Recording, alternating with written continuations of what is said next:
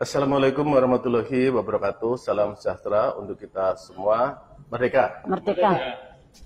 Bapak Ibu, masyarakat Banyumas yang saya cintai, saya malam ini kedayawan tamu dari perwakilan para orang tua siswa melalui MKKS, yaitu para kepala sekolah di Kabupaten Banyumas MKKS ini, dan juga ada Ibu Kepala Dinas, ya, ada ini dari PAUD, perwakilan Bunda PAUD, yang menghendaki adanya sekolah tatap muka segera dibuka sekarang juga. Waduh, mumet ini, ya. Maka kemudian saya panggil, saya undang ini dari Dinas Kesehatan yang menangani penanggulangan pencegahan COVID-19, nanti juga akan membahasnya. Untuk itu secara langsung aja, biar jelas dari Kepala Dinas sampaikan sebetulnya maksud tujuannya apa. Terima kasih Bapak. Sebelumnya saya menyampaikan permohonan maaf karena sudah mengganggu waktu istirahat Bapak. Kami menemui Bapak pada malam hari ini dalam rangka membawakan aspirasi dari masyarakat Bapak yang banyak bertanya dengan kegiatan pembelajaran jarak jauh. Terdapat kesulitan bagi masyarakat sehingga banyak masyarakat bertanya kepada Dinas Pendidikan kapan kira-kira sekolah di bawah jajaran pemerintah Kabupaten Banyumas bisa segera dibuka, segera dimulai untuk tatap muka. Demikian Bapak Bupati. Nah, kami didampingi oleh MKKS dan Bunda PAUD. Nanti secara teknis dari MKKS dan Bunda PAUD akan menyampaikan beberapa permasalahan yang ada di sekolah dan juga yang ada di kegiatan PAUD. Demikian Bapak. Silakan dari MKKS. Terima kasih Bapak. Mohon izin menyampaikan beberapa hal. Jadi memang seperti disampaikan oleh Ibu Ira tadi, bahwa memang banyak masukan dari para orang tua pada kami di sekolah. Memang faktanya di sekolah pembelajaran jarak jauh sudah kami laksanakan selama pandemi ini. Guru-guru juga belajar banyak tentang bagaimana menjalankan pembelajaran jarak jauh itu. Tapi waktu yang lama dan tidak ada kepastian kapan masuknya, ini ternyata membuat orang tua semakin resah Bapak. Akhirnya para orang tua lewat paguyuban orang tua kelas itu menyampaikan ke sekolah, mendesak ini kapan nih sekolah ini mau masuk. Nah, fakta yang lain adalah memang pengelolaan kelas melalui pembelajaran jarak jauh ini juga mengalami kesulitan dan tidak efektif. Kenapa? Karena memang anak dengan guru itu tidak pernah bertemu langsung. Banyak masalah di situ. Di antaranya memang seperti kedisiplinan anak itu tidak bisa kami kontrol, keikutsertaan anak di dalam pembelajaran juga tidak bisa kami kontrol. Belum lagi dampak-dampak sosial yang lain, seperti misalnya anak lebih cenderung bergerombol malah justru bukan belajar bersama dengan temannya, jadi malah tidak mengikuti pembelajaran, malah justru melakukan kegiatan-kegiatan yang justru itu kontraproduktif dengan pencegahan COVID itu sendiri. Nah, untuk itu kepada Bapak Bupati kami mohon barangkali memungkinkan ada kebijakan agar sekolah ini bisa dibuka mungkin secara bertahap. Yang terpenting adalah ada komunikasi antara antara guru dengan siswa, antara sekolah dengan siswa. Barangkali itu Bapak permohonan kami. Mohon maaf, terima kasih. Terima kasih. Mohon maaf Bapak Bupati. Menambah yang disampaikan oleh Ibu Kepala Dinas dan Ketua MKKS bahwa sekolah guru-guru sudah berusaha untuk melaksanakan pembelajaran yang menarik, yang baik, yang tidak membosankan melalui kegiatan-kegiatan mengikuti seminar, IHT, baik yang dilaksanakan oleh Dinas, oleh MKKS maupun lembaga-lembaga lain yang terkait, lembaga-lembaga yang peduli pada pendidikan. Akan tapi karena waktu yang sudah cukup lama, kita belajar di rumah mulai Maret sampai Agustus sudah hampir 6 bulan, sehingga menjadikan keterikatan rasa status pelajarnya hilang, sehingga disinyalir ada pelajar yang masuk pang. Beberapa minggu yang lalu, pada saat sekolah mendatangkan siswa mengambil buku perpus yang jauh Bapak Bupati, banyak anak-anak yang sudah gondrong, sudah disemir, dan itu barangkali tanda-tanda pang juga, Pak. Jadi mohon apa yang disampaikan oleh Ibu Kepala Dinas, oleh Ketua MKKS, yang menyalurkan aspirasi siswa, aspirasi orang tua untuk bisa diakomodir, sehingga dampak-dampak dari belajar di rumah, yang konsepnya adalah belajar di rumah, akan tetapi lebih berdampak negatif pada penyimpangan-penyimpangan itu bisa terkendali dengan ada kesempatan anak datang ke sekolah untuk berkomunikasi dengan guru. Demikian, terima kasih Bapak. Ini istri saya titipan Bunda Paut, anak pakai mewakili paut ini.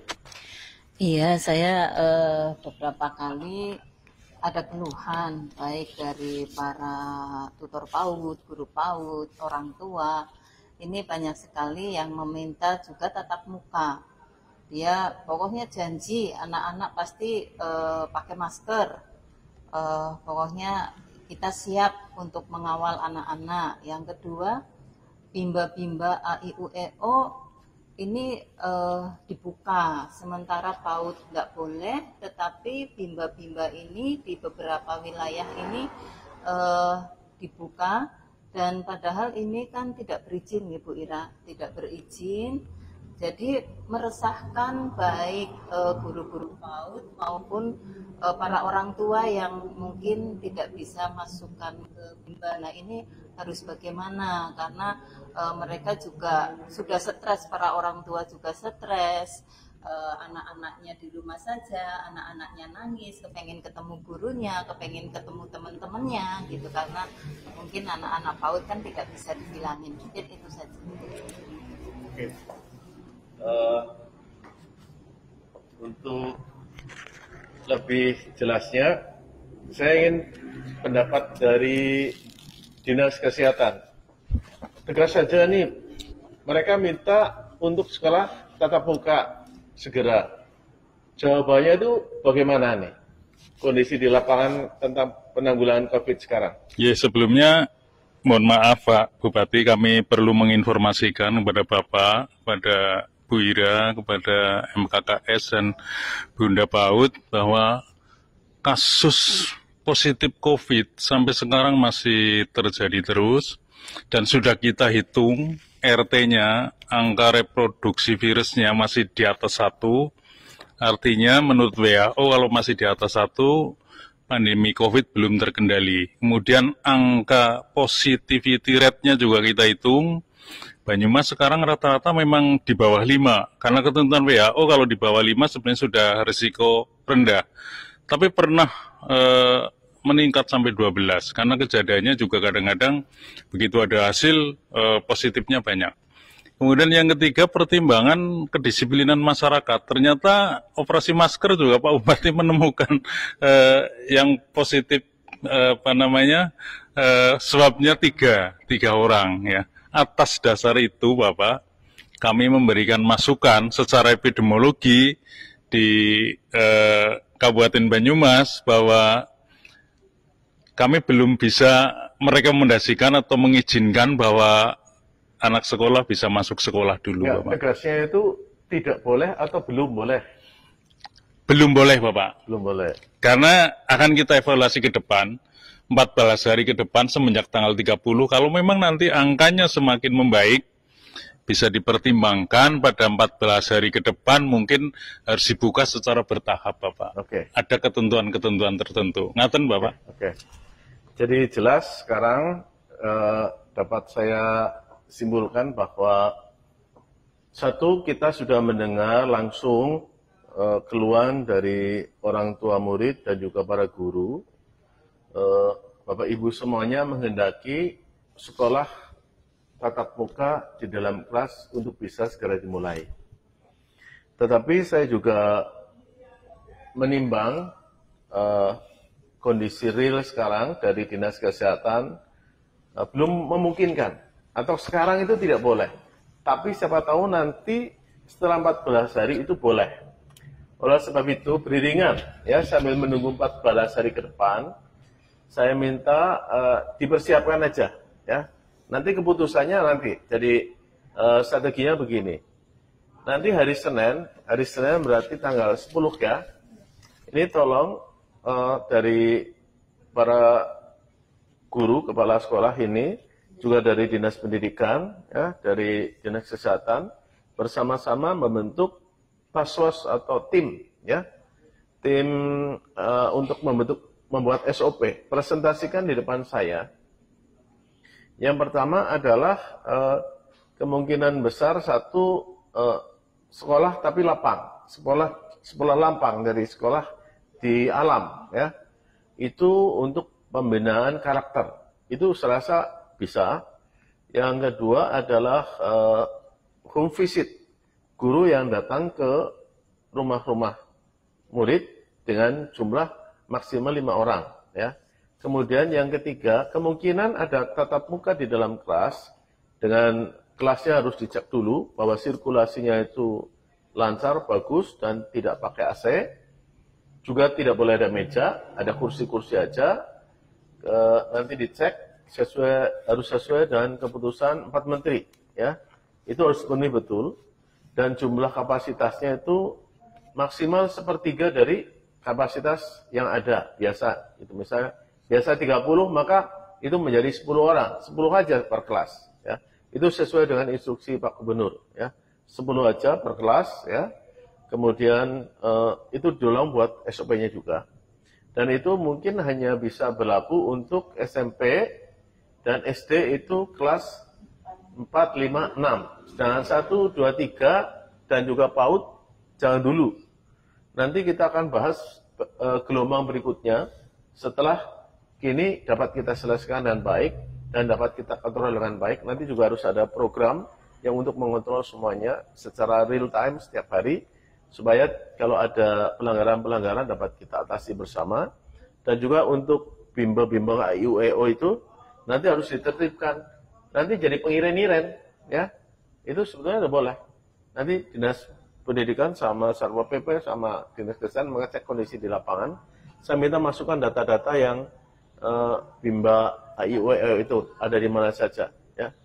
Jadi yang PAUD kelas 1, kelas 2, kelas 3 belum bisa. Terus yang SD kelas 4, 5, 6 dan SMP keputusannya adalah nanti di setelah tanggal 18 kita rapat lagi, ya, menyelesaikan ini. Nanti surat edaran itu kita buat setelah tanggal 18. Kemungkinan bisa mulai sekolah. Kemungkinan kalau RT sama PR-nya itu sudah memenuhi syarat WHO, ya. Jadi ini jangan hilain ini. Ya. Siap. Syarat ini bahwa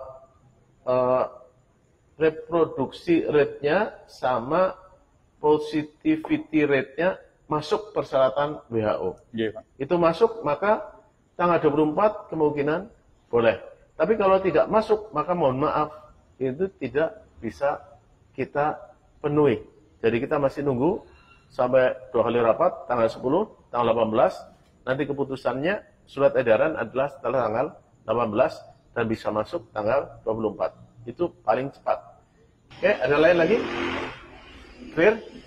Terima kasih. Wassalamualaikum warahmatullahi wabarakatuh. Waalaikumsalam warahmatullahi wabarakatuh.